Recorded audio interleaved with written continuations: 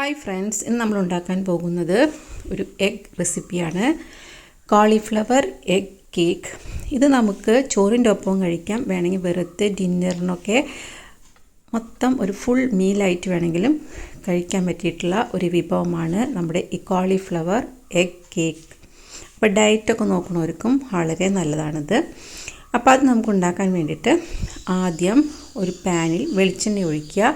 അതിലേക്ക് നമ്മൾ ഒരു സവാള അരിഞ്ഞ് ചേർത്ത് കൊടുക്കുക. അതോടൊപ്പം ഞാനിവിടെ 4 പച്ചമുളക് ചേർത്തിട്ടുണ്ട്. അത് ഒട്ടും മൂക്കാത്ത പച്ചമുളകായതുകൊണ്ടാണ്. മൂത്ത പച്ചമുളകാണെങ്കിൽ ഒരെണ്ണം ചേർത്താൽ മതി കേട്ടോ. ഇതാകുമ്പോൾ എരിവില്ല.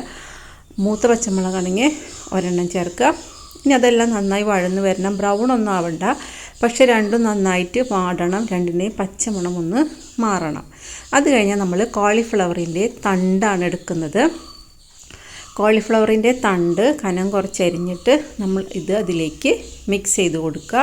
അതോടൊപ്പം നമുക്ക് ഇതിനാവശ്യമായിട്ടുള്ള ഉപ്പും ചേർത്ത് കൊടുക്കണം. ഏകദേശം 1 ടീസ്പൂൺ വരെ ഉപ്പ് ചേർക്കാം. പിന്നെ ഉപ്പൊക്കെ നിങ്ങളുടെ പാകമാണ്. ഞാൻ ചേർത്തിരിക്കുന്നത് 3/4 ടീസ്പൂൺ ഉപ്പാണ്.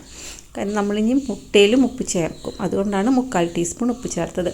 ഇതൊരു 5 മിനിറ്റ് കൊണ്ട് നമുക്ക് വെന്ത് കിട്ടും.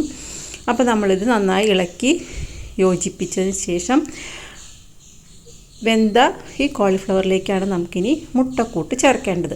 അപ്പം നമ്മുടെ ഈ അളവിന് നമുക്ക് 10 മുട്ട വരെ ചേർക്കാം കേട്ടോ. പക്ഷേ ഇവിടെ ആൾ കഴിക്കാനില്ലാത്തത് കൊണ്ട് ഞാൻ 5 മുട്ടയാണ് എടുത്തിരിക്കുന്നത്. 10 മുട്ട ചേർത്താൽ നമുക്ക് ശരിക്ക് കേക്ക് പോലെ പീസാക്കി മുറിക്കാം. പക്ഷെ ഞാൻ 5 മുട്ടയാണ് എടുത്തിരിക്കുന്നത്. അതിലേക്ക് 1/2 ടീസ്പൂൺ വീതം കുരുമുളക് പൊടിയും ചില്ലി ഫ്ലേക്സും 1/2 ടീസ്പൂൺ ഉപ്പും ചേർത്തിട്ടുണ്ട്. അത് നന്നായി മിക്സ് ചെയ്തിട്ട് നമ്മളിതിലേക്ക് ഒഴിച്ചു കൊടുക്കുക. ഇതിൻ്റെ എല്ലാ ഭാഗത്തേക്കും മുട്ട വരുന്ന പോലെ എല്ലാ ഭാഗത്തും മുട്ട ഒഴിച്ചു കൊടുക്കണം. അത് കഴിഞ്ഞ് നമ്മളൊന്നിങ്ങനെ ചുറ്റി കൊടുക്കുക. അപ്പോൾ എല്ലാ ഭാഗത്തും ഒരുപോലെ ആവും. പിന്നെ നമ്മളിത് വളരെ കുറഞ്ഞ തീയിൽ വെച്ച് വേവിച്ചെടുക്കണം. കാരണം എന്ന് വെച്ചിട്ടുണ്ടെങ്കിൽ ബാക്കി എല്ലാ ഭാഗം വേവുമ്പോൾ അടിഭാഗം കരിയാൻ പാടില്ല. അപ്പോൾ അതുകൊണ്ട് ഇനി നിങ്ങൾക്ക് എന്തെങ്കിലും ടെൻഷൻ ഉണ്ടെങ്കിൽ അടിയിലുള്ള ദോശത്തവ എന്തെങ്കിലും വെച്ചിട്ട് അതിൻ്റെ മീതെ ഈ പാൻ വെച്ചിട്ട് വേണമെങ്കിൽ നമുക്കിത് ചെയ്തെടുക്കാം. കരിയാതെ സൂക്ഷിക്കണം, കരിഞ്ഞാൽ രുചി ഉണ്ടാവില്ല.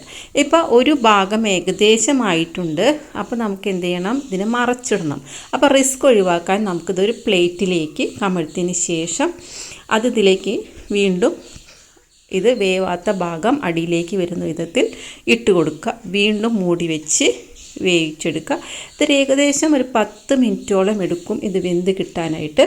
10 മുട്ടയാണെങ്കിൽ 15 മിനിറ്റ് വരെ എടുക്കും. അതാണ് ശരിക്കും ഭംഗി ഉണ്ടാവുക. നല്ല കറക്റ്റ് ഇങ്ങനെ പീസാക്കിയിട്ട് മുറിച്ചെടുക്കുക. ഓരോരുത്തർക്കും ഓരോ പീസായിട്ട് കഴിക്കാം. അപ്പോൾ 2 ഭാഗവും നന്നായിട്ട് വെന്തിട്ടുണ്ട്. വേവാനേ പാടുള്ളൂ, കരിഞ്ഞ് വരരുത്, ബ്രൗൺ കളറായി വരരുത്. അപ്പോഴൊക്കെ ഇതിന് രുചി കുറയും. ഇപ്പം നമ്മുടെ കോളിഫ്ലവർ സ്റ്റെം കൊണ്ടാണ് ഉണ്ടാക്കിയതെങ്കിൽ നമ്മളിതിന് കോളിഫ്ലവർ എഗ് കേക്ക് എന്നാണ് പറയുക. വേണമെങ്കിൽ നിങ്ങൾക്കിതിൽ കോളിഫ്ലവർ ചേർക്കാം കേട്ടോ. പക്ഷെ നമ്മൾ സ്റ്റെമ്മ് ചേർത്തുണ്ടാക്കുമ്പോൾ നല്ല ടേസ്റ്റാണ്. നമ്മൾ ശരിക്കും പറഞ്ഞാൽ സ്റ്റെമ്മ് അങ്ങനെ എടുക്കാറൊന്നുമില്ലല്ലോ. അപ്പം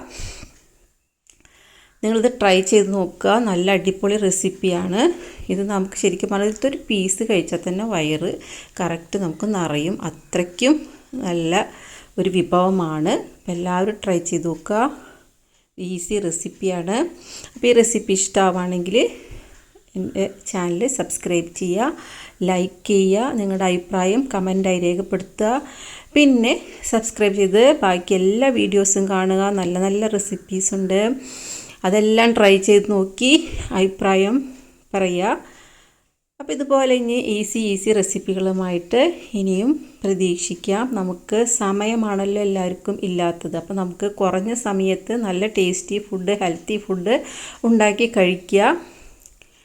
അപ്പോൾ എല്ലാവരും ഇത് ട്രൈ ചെയ്ത് നോക്കാം. കണ്ടോ, നമുക്ക് ഇതുപോലെ പീസാക്കി മുറിച്ച് എടുക്കാം. അപ്പോൾ ഞാൻ പറഞ്ഞില്ല 10 മുട്ടയാണെങ്കിൽ ഇത് കറക്റ്റ് ഒരു കേക്ക് പീസ് പോലെ തന്നെ ഇരിക്കും. ഞാനിത് 5 മുട്ടയായതുകൊണ്ടാണ് ഇങ്ങനെ. അല്ലെങ്കിൽ ഒന്നും കൂടെ ചെറിയ പാൻ എടുത്താലും മതി. അപ്പോൾ 5 മുട്ടയാണെങ്കിലും കുറച്ച് കനത്തിലിരിക്കും. വേവാൻ കുറച്ചുകൂടെ ടൈം എടുക്കുന്നു മാത്രം.